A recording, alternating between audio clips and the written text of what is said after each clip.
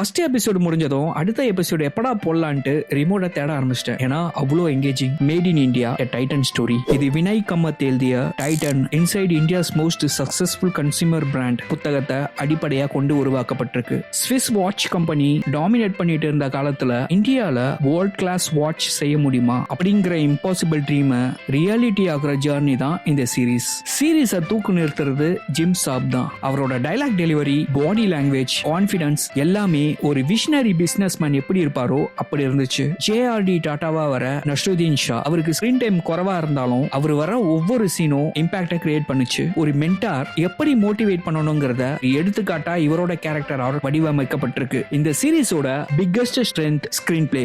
Business மீட்டிங்க கூட bore அடிக்காம அவ்வளோ இன்ட்ரெஸ்டிங்கா சொல்லியிருக்காங்க. Factory setup, employee requirement, marketing, corporate politics, government pressure, failures, அப்புறம் சக்சஸ். இந்த சீரிஸோட production quality 1980s India recreate பண்ணியிருக்கிறது top class. Everything looks authentic.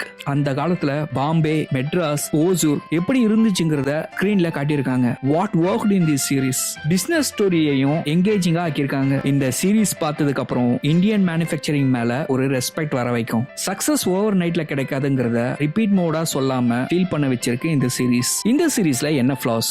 Conflict mostly சிஸ்டம்க்கும் ட்ரீமுக்கும். சோ ஆக்ஷன் லவர்ஸ்க்கு இது ஸ்லோவா தோணலாம். பட் இந்த சீரிஸ் டைட்டன் நிறுவனத்தோட வரலாற்றை பாசிட்டிவ் சைடா மட்டுமே காட்டுறதால சில இடத்துல கார்ப்பரேட் ப்ரொமோஷனல் டோனை கொடுக்குது. But strong story telling and performance அதை பேலன்ஸ் பண்ணியிருக்கு. யாரெல்லாம் இந்த சீரிஸை கண்டிப்பா பார்க்கணும்? Start up founders, MBA students, entrepreneurs, business lovers, self improvement audience. இந்த சீரிஸோட ஃபைனல் வேர்டு, இந்த சீரிஸ் பார்த்த பிறகு டைட்டன் வாட்சை டைம் பார்க்கறதுக்காக மட்டும் யூஸ் பண்ண மாட்டீங்க, அதுக்கு பின்னாடி இருக்கிற ட்ரீமையும் கண்டிப்பா நினைப்பீங்க. ஒரு வாட்ச் கம்பெனி ஸ்டோரியை இவ்வளவு இன்ட்ரெஸ்டிங்கா சொல்ல முடியுமான்ற சர்ப்ரைஸ் கண்டிப்பா கிடைக்கும். இந்த சீரிஸோட ரேட்டிங் 4.5 அவுட் ஆஃப் 5. ட்ரீம் பெருசா இருந்தா அப்டிகல்ஸும் பெருசா தான் இருக்கும். ஆனா விஷன் கிளியரா இருந்தா உலகமே கொண்டாடும்.